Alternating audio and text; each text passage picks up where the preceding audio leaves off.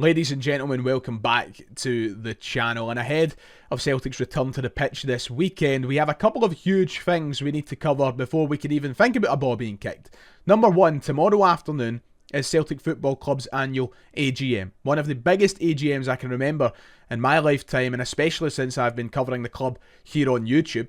And also the fact that we still don't have a permanent manager in charge of the club. And after some reports came out from America over the past 24 hours, questions are being asked about that situation again. So, yeah, we've not got a manager. We have an AGM to come. St Mirren's a bit of an afterthought right now. We've got a bit to talk about, so bear with me.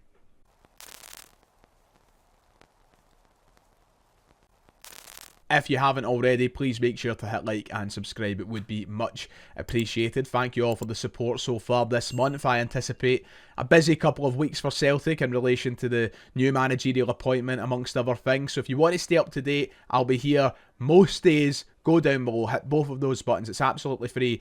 Let's get into today's video. And before we start talking about Celtic, there is one thing, an elephant in the room, I haven't addressed on the channel yet. Scotland are going to the World Cup. Now, I know I'm late to the party, but I've been trying to process that for the last 24 hours. As somebody who has been in and out of love with the national team over recent years, a very loud Steve Clarke critic over these past few years in particular, it's been a weird run, but I think you would have to be another level of miserable to be a Scotsman and not care about seeing your country go to the World Cup. And for the first time in my lifetime, I'll get to see exactly that. And it makes it even better that the guy that scores the goal to take us to that World Cup is Kieran Tierney, one of our own. Celtic's pride and joy, you could say. It's been an up and down season for Kieran Tierney since returning to Celtic, and I'm hoping that this is the pedestal that can launch him on to really kick-starting this second part of his Celtic career. But the immense joy and pride that I felt seeing him score that goal on Tuesday night was something else, and the feelings that we've all felt ever since as it's just unbelievable. Like, I don't cover the national team on this channel because it's the Ryan 118 channel that covers Celtic Football Club. I've not got an audience that tunes in to listen to me talk about the national team. But my oh God almighty, if you think that we get to next summer and I'm not going to be talking about Scotland at the World Cup, you've got another thing coming. I am absolutely buzzing. What a feeling. What a feeling. I'm very proud of the players and the lads that have got us there. I mean, I will take my hat off. I'm not actually going to because my hair's a mess, but I metaphorically take my hat off to Stevie Clarke. As one of his biggest doubters and critics, I will happily eat humble pie. Honestly, I really will. I'm really proud to be Scottish. I'm really proud to see us get to this World Cup. And I'm hoping to see the whole country rally behind the lads as we head into into North America next summer. I'm buzzing, absolutely buzzing. Congratulations to them. I think we're all still feeling pretty good about it a couple of days on. Tough act for Celtic to follow now in these next few weeks. Usually, I can't wait for the club football to get back, but I'm going to enjoy this international break for once. I think we all deserve it. But we need to talk about Celtic. We have a lot on our plates right now. In fact, one of the big topics of conversation that is continuing to drag is that one about the next permanent Celtic manager. We still don't know who that will be. By all accounts, it looks almost certain to be Wilfired Nancy, and I still think, despite what we're about to look at, it will be him. It's just a matter of patience and waiting to see when that decision is made. But after a report that kind of emerged in the early hours of this morning, and after words from the Columbus Crew general manager, there has been a little bit of doubt thrown in the air. So we should cover that. It makes this situation with Wilfired Nancy and becoming the next Celtic manager a little bit confusing. So, if you're wondering what I'm talking about, I'm going to switch over very quickly to this article which was wrote by Celts Are Here. I'm using their article as the kind of visual aid, if you like, here, because it's been covered by so many different people, but I will use Celts Are Here as good friends of the channel. The Columbus Crew general manager this morning has come out and refuted claims that Wilfired Nancy has been taken by Celtic, almost. He has basically put forward a point that Columbus Crew haven't received any official approach for Wilfired Nancy. Despite what we're hearing, despite all the reports in Scotland saying that the talks are in an advanced stage, despite L'Equipe in France coming out and saying that talks are in an advanced stage, the actual general manager of Columbus Crew, the club of Wilfired Nancy, said nothing has came through his inbox yet to say that Celtic are making an official approach for the guy. Which is really weird, isn't it, when you consider everything we're hearing? So this is, as Seltzer here have said, another twist in the tale. Now, this was on a podcast, I believe, that the general manager of Columbus Crew made these points clear. These were his exact words, and I'll zoom in so you can read it. I was told there was a report that we'd been given permission to Celtic, but in order to gain permission, you have to ask. And we haven't had anything from that particular club. We've never received something official. I'm not saying it couldn't come into my mailbox in the next hour, but as for now, we haven't heard anything. So this is obviously the guy to go to here. If you're wanting any exclusives or any truth, you're not going to get anything better than the actual general manager of Columbus Crew, basically the guy that oversees all the footballing operations. He's come out and said that Celtic haven't made an official approach, despite reports from numerous tabloids saying that Celtic had started negotiations to do with compensation fees. Now, I think it was the Daily Record, for example, who came out and said, and you can see it here, that Celtic are expected to pay a sum of around £2 million in compensation to get Wilfired Nancy from Columbus Crew. But now, you've got their general manager coming out and saying, nah, we've not had anything. So, that begs the question, what's happening? I'm going to come back to a specific line here in the quote from the general manager, and it's something that we'll revisit as the conversation goes on in this video. I think one of the more important parts is that I'm not saying it couldn't come into my mailbox in the next hour, but as for now, we haven't heard anything. Now, I don't know if this is just my interpretation of things, and it's up to you to take what you want from this, but if I was to hazard a guess, I'm just going to make it clear, I'm not overly worried by these comments, this comment as a whole. I'm not. Because I think this last line, to me anyway, it suggests they know fine well that Wilfred Nancy is wanted by Celtic. They know fine well that Wilfred Nancy has probably had initial conversations with Celtic, or at least his agents have. And I think that the general manager, whose name I've just avoided saying in this entire video, I apologise for that, Issa Tal, I think he's basically saying they know fine well an approach is probably coming. But as for now, it hasn't arrived yet. So I think that's all this statement is. All this paragraph really means. I think some people will get carried away and get lost in it a bit and suggest that maybe this means that everything's a load of nonsense and it isn't going to be Wilfred Nancy. But if you want my honest opinion, I think it still means we're going for him. We just haven't made the official approach yet to Columbus Crew that maybe some of the journalists were suggesting we already have. Nonetheless, though, it makes the whole thing a little bit more confusing, and it raises a lot of questions about why are Celtic taking so long. My opinion of it is this. If Celtic really want Wilfred Nancy, which apparently they do, why are we dragging our heels with it? Why are we taking so long to approach Columbus Crew to begin those negotiations? Why aren't we streamlining the entire process? If there's any doubt within the Celtic hierarchy about this appointment, then surely you just don't bother making the appointment. I don't necessarily think the reason for dragging our heels is doubt. Can I just make that clear? I think that the whole point and delay right now is probably more to do with the fact we're Celtic and this is just how we do things. It wouldn't surprise me if they're looking through the legal technicalities or the loopholes they could go through to try and avoid compensation fees. It's just very Celtic-y, isn't it? Like, this is not a surprise that we haven't approached Columbus Crew yet and that we're stalling and that we're taking our time with this, because that's just how Celtic do business. We drag things on. This is no surprise to me, and honestly, when I read this quote initially this morning, that was my first thought. Just typical Celtic. This is the way we like to run things. And it seems right now, and we'll talk about this later in the video, Celtic have other things that they're more worried about than actually appointing a permanent manager. So, yeah, it just kind of reinforces the point that I think the guys at the top aren't fit for purpose when it comes to making proper footballing decisions. And it does add an element of confusion to, should we be worried? I would be daft to say no. I think there should be an element of worry in there. Like, why is this taking so long? Why are we hearing mixed reports? Why is there no certainty?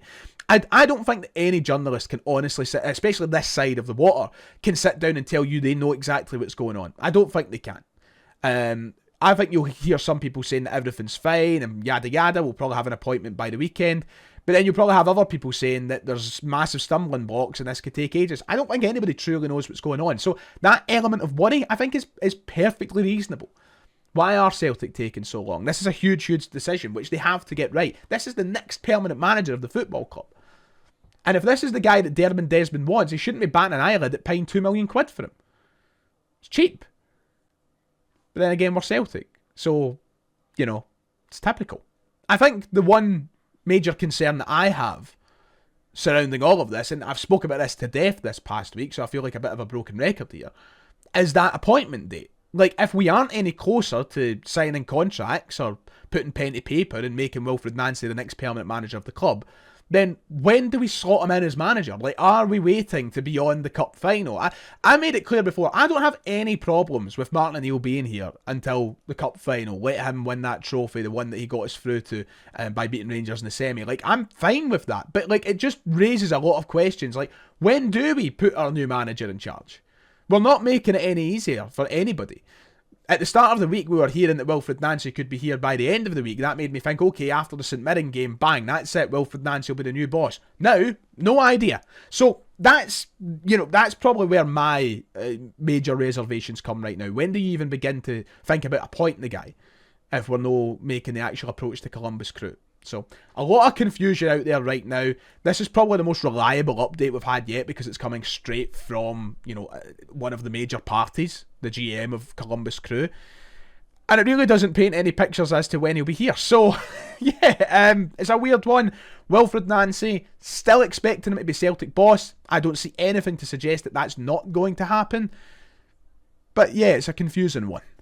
And I'm sure it will be a huge question heading into tomorrow's AGM. Yep, that's right. Celtic's AGM is tomorrow afternoon, and it's one of the most anticipated AGMs in recent years because this Celtic board, this ownership group, whoever you want to look at here, they're all under pressure. They're all under pressure heading into this AGM, and big questions should be asked tomorrow afternoon. Now, as part of the Celtic Fans Collective, I will highlight the fantastic statements that have been put out over the past couple of weeks in regards to those at the top. For example, the most recent in relation to Michael Nicholson. You can go and look through. There's one for everybody up there. Peter Lawwell, Dermot Desmond, Brian Rose, Sharon Brown, Thomas Allison, all these names, all the people, all the crooks at the top of Celtic Football Club. The Celtic Fans Collective have shone a light on their failings and their problematic existence within Celtic Football Club and why it's time for them to go ahead of this AGM. Now, I don't know what to expect from the AGM tomorrow. In fact, I would expect it to probably go as routinely as they usually do. I expect people to be reappointed. I expect anybody who challenges them to be shut up or removed from the room. And I think it's just going to go the way that it usually would. But I hope there is people in that room tomorrow which take them to task, that actually call them out for the failings that they've presented the club, and calls them out for the situation we find ourselves in right now.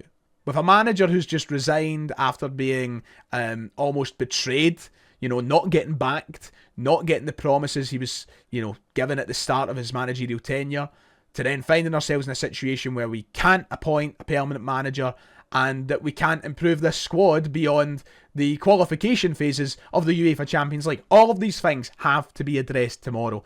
And if they're not, well, it's just another reason to show why they should be chased from this football club. We're going to cover that in great depth tomorrow, of course, when the AGM happens, but we'll also go live on the channel tonight to have a bit of a rundown before that and to hear your opinions as we head into it. However, there's a lot happening at the club right now. Today in particular, you might be aware of it, and it once again just shines the light on these crooks at the top of the club to show exactly who they are. The Celtic Fans Collective also wrote a letter this afternoon expressing deep concern over the treatment of supporters. Now, you might be familiar with what's happening right now with an incident that included the Green Brigade a few weeks ago at Celtic Park. It has blown into something that the club are looking to take advantage of, and quite frankly, what's followed has been, well, suspect to say the least. Now, I'm not going to get dragged into it too much on this channel. That's not what this channel is for. I'm not qualified to talk about it as much. But what I will say is that the people at Celtic Football Club don't help themselves in any way, and they continue to prove that they do not care about our supporters. Once again, I'm not qualified to speak on the alleged incidents that took place at Celtic Park a number of weeks ago. But what I do know is when you're in a process where you should be appointing a permanent manager of the club, and instead you're sending Polis to boot down the doors of fans and fans' relatives, there is something truly up there, and something quite disgusting at the very core of the club. So, I know what side I stand on, and as I said, I'm not going to use this platform to cause any form of divide or split any sort of opinion, but there's people at this club who are quite frankly doing that. They're causing division, they're looking to force hatred amongst fan groups and elements of the support. They know exactly what they're doing. They know exactly what they're doing, and I am getting so alienated with everything to do with this club right now. Like, if I'm just going to say it as it is, and to say my bottom line, I am so, and this isn't the first time I've said this in recent weeks, I'm just so disattached from Celtic because of these people at the top of the club. I'm actually looking at my football club and not really recognising it. You know, it's just a completely different place right now. The feeling's off. It's horrible. They're just causing an absolute rot everywhere. And it makes me sick. You know, I hate that I need to sit and talk about this. I really do. But I stand with my fellow supporters. I can't help but urge you to go and read the letter written by the Celtic Fans Collective, the statements that have been put out by associations like the North Curve and the Celtic Trust, and to understand that this is a situation that is just totally repugnant. And I'm out of my depths talking about it, quite frankly, but there's a lot of people who will talk about it with great passion and great knowledge, and will show you that right now we need change at this football club, and I can't help but reiterate that. Even the timing of Celtic's statement the other night, like, if you need any evidence that they don't care about us, it's there again. I don't get how so many supporters can shut their eyes and pretend this isn't happening. They released that statement about an hour or two before Scotland played in the biggest game of a generation. Like, they couldn't have put it out in the morning. They couldn't have put it out the next day. They couldn't have put it out at a time where there was a bit of calm. No, they had to put it out when the whole country was occupied by the Scotland game. The signs are there. They hate us. They absolutely detest us. And they think we're idiots. And stop letting them treat us like it. Honestly, it's beyond a joke. Right, that does it for today then. If you've enjoyed, please make sure to hit like and subscribe. It would be much appreciated. As I mentioned, we will be live on the channel tonight because I missed a video yesterday and I apologise for that. Yeah, we'll cover all the different things we need to cover ahead of the weekend. So back tonight, back tomorrow after the AGM, of course, as well. And then the weekend, we have a very, very busy day with us returning to action against St Mirren. So until then, take care of yourself. God bless, and I'll see you all next time.